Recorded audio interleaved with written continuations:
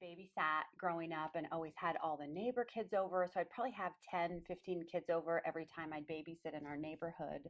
But I think I wanted five birth children. And after three, I was like, okay, this is not, I'm happy giving birth to three. And then I felt like a pull, a yearning for more, just not from my body. And that's when my husband and I talked about doing emergency foster care. You know, my husband, who is in law enforcement, had a call years ago where a child died. And I remember him telling me that story. And I was like, oh my God, that is awful. We need to do something. And at the time, my little guy was probably 5 months old. And I was like, okay, we can't do this now. But 5 years later, we got licensed and started taking kids in. As a mother, like my heart breaks for them. You know, it's heartbreaking. And just being there supporting them and, putting your arm on their shoulder and just talking and listening to them.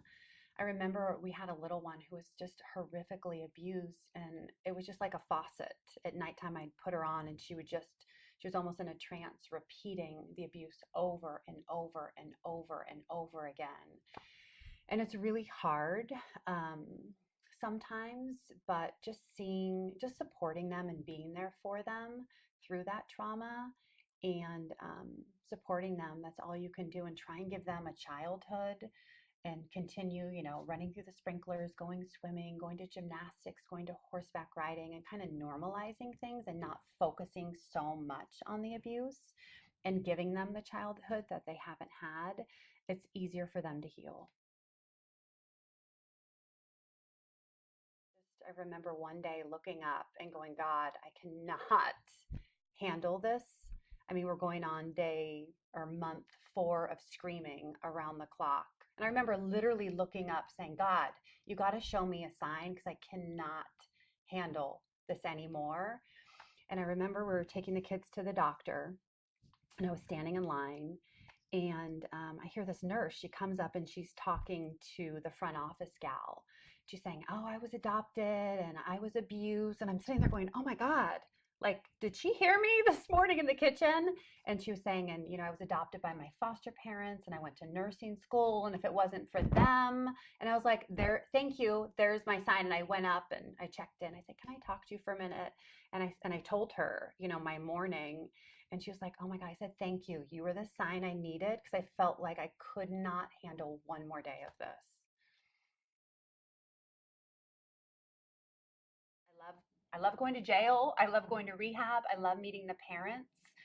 They're humans, and it's taught us all so many lessons. Especially with our older ones, when you have a baby withdrawing from heroin that's shaking in your arms, and my birth children would say, "Aren't you mad? You're always talking so nice about their birth mom." And I remember this one time we had a little one, and it ended up he had a visit on a day they were scheduled to be off school. And I said to their little guy's bio mom, I said, "My kids are off.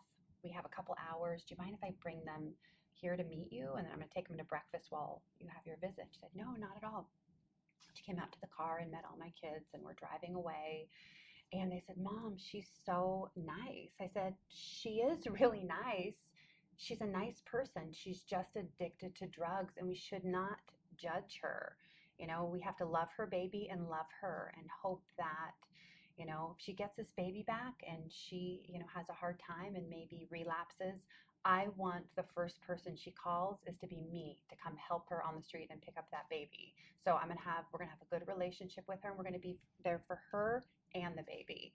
So it's been just so incredible for my kids to learn about that, to learn about compassion, and to learn about not judging and to unconditionally love.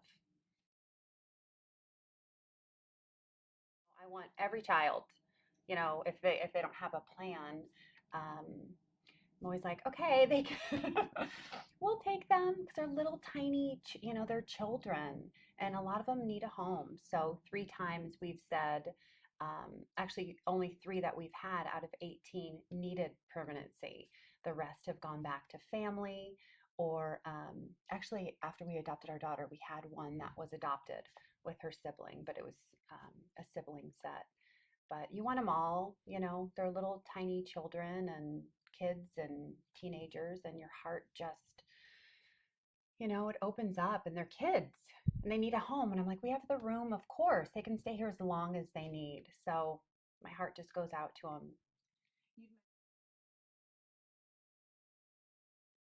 It almost makes me laugh because if you break down the stipend that foster parents get, I think it's like 90, depending, every county, every state is different.